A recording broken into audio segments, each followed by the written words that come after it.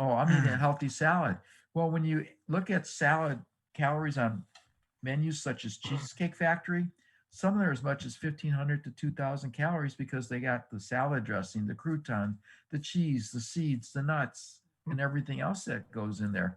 So just because something is healthy doesn't mean that it's not going to cause you to gain weight. Welcome to the Extraordinary Being Movement, where we inspire you to take action, influence you for change, and motivate you for success. Hi, I'm your host and coach, Len DeCarmine, and we have an exceptional show for you tonight. Today, we're going to be talking about how diets are designed to fail. Our guests will be discussing how to improve your eating habits by making simple, small adjustments that can make a big impact on you. But before we do that, let me introduce to you my two favorite co-hosts, the one, the only, Fred Martinez. Fred, welcome to the show. One and only.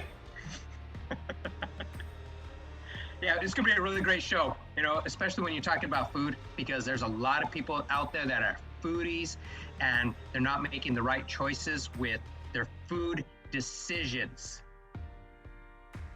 That's right, and we want to help give people the knowledge to make sure they're making the right decisions, because we're going into this new phase of our lives where we're going to be, resetting and making some big changes, and we need to make sure that those changes are put into effect, and that we can make the right healthy choices so we can live longer and have that great physique and be healthy and happy.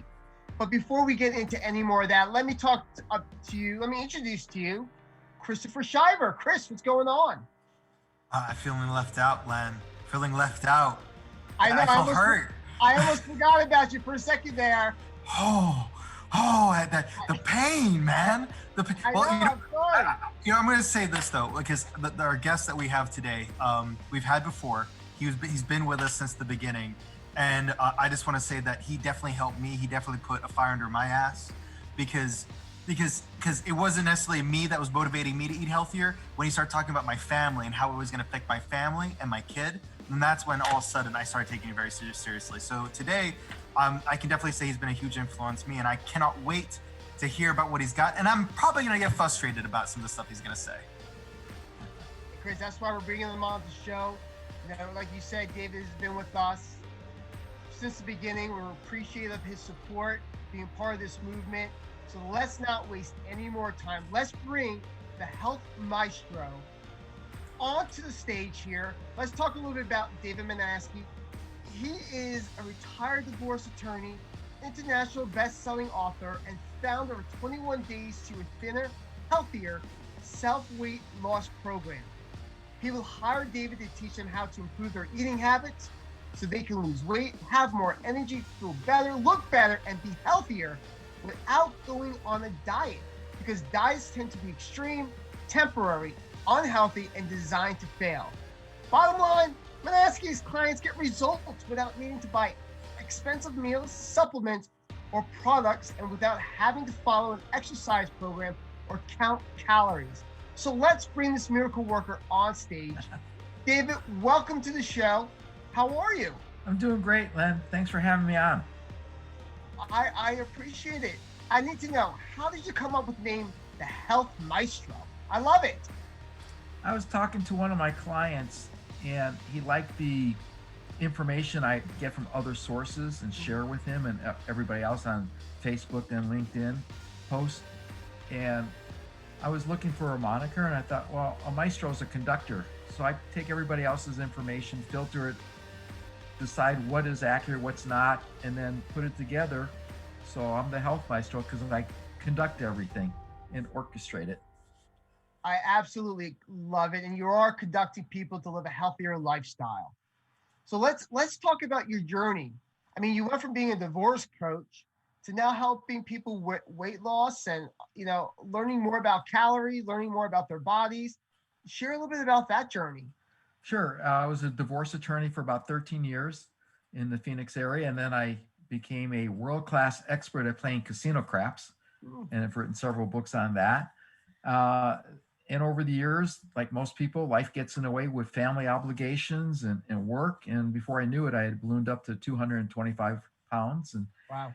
When in July of 2016, I talked to the doctor, and he says, hey, dude, based on your lab results and being significantly overweight, you have a 95% chance for a heart attack. You got two options: lose weight or find a new doctor, because you're not going to die on my watch. So I said, okay, what do I need to do to get rid of the weight?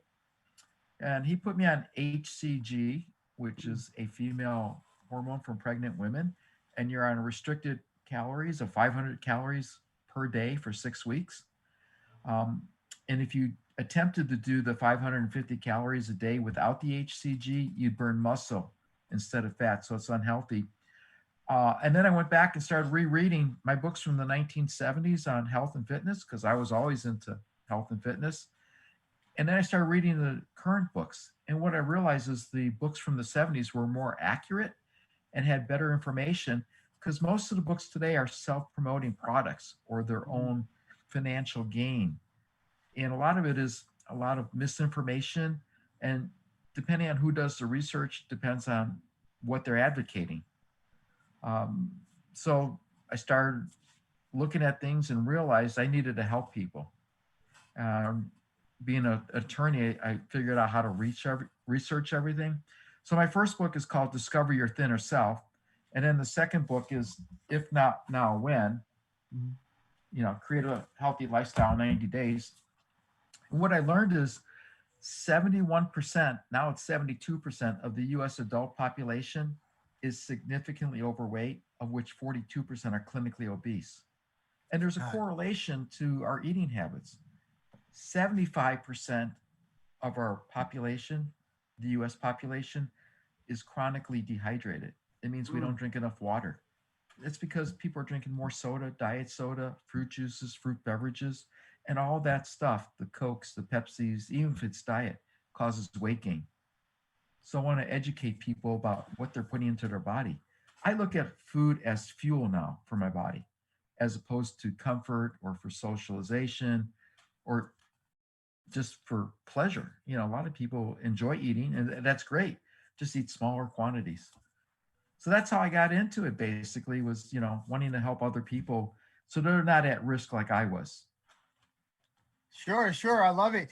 I remember seeing a post on your Facebook that showed, I think it was 1970s, the beach photo. Yes, exactly. Where everybody on there was thinner. And if you take a photo today, you're going to see a lot more obese people. Exactly. And I wrote a little bit about that in my book, If Not Now, When, about a friend who was going to his 50th class reunion, was going through his high school book with his kids. And his kids said, "Hey, Dad, can we see the pictures again?" And they went through and they said, "There's no fat kids in there." And looking back at our high school yearbook, there were a couple kids that were a little bit overweight, nothing like today, but everybody was thin. And so it's really changed from what it was back when we were growing up, at least my age group. Yeah, and there's even more information out now. Where back then there wasn't that information sitting out there that was so easy to get to. And now that we have more information, it seems like people are still eating poorly. The reason people are eating poorly is because of convenience. It used to be stress. However, it's easier to go through a drive-through, order a pizza, pick up a bucket of fried chicken, order takeout, than it is to prepare a meal at home. And, Christopher and I were talking just before we went on about it takes maybe 10 or 15 minutes to prepare a healthy meal. People wait longer in a drive-through. The other thing is, when we were growing up, there wasn't Starbucks. And some of those Starbucks drinks have as many as 50, 60, 70 grams of sugar in one drink for a grande, not even a venti. You only need about 50 grams of sugar if you're a male for an entire day. And some people are buying 2 and 3 of those, drinking that in a day. Most women, anywhere between 25 and 35 grams of sugar a day. In calories, if you look at the nutritional fact panels on various food products, which is in everything in the stores, it's required by law. It's based on 2,000 calories per day.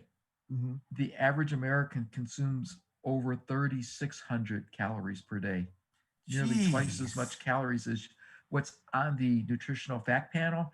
And that's high. You only need between 1,250 and 1,750 calories per day. Most people get that in one meal.